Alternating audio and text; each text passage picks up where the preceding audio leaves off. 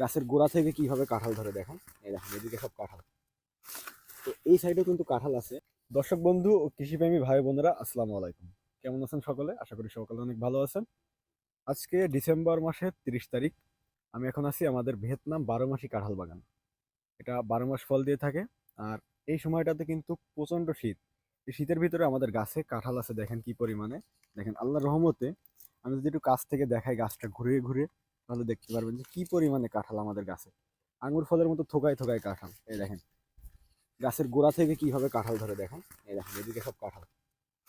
তো এই সাইডেও কিন্তু কাঁঠাল আছে। আর একটা বিষয় হলো, এই সাইডে আসলে এই সাইডে কিন্তু কিছু ম্যাসিউড ফল আছে, এগুলো কিন্তু এখন হারভেস্ট করা যাবে। এই দেখেন এক একটা ফলের ওজন 7 থেকে 8 কেজি হবে।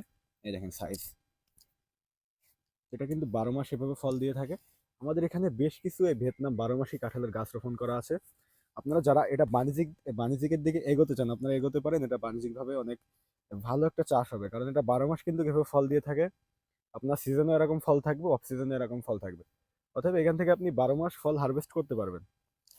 আপনারা যদি কেউ এই কাঁঠালের চারাগুলো সংগ্রহ করতে চান, আপনারা সংগ্রহ করতে পারবেন। আমরা কুরিয়ার সার্ভিসের মাধ্যমে সারা বাংলাদেশে ডেলিভারি দিয়ে থাকি।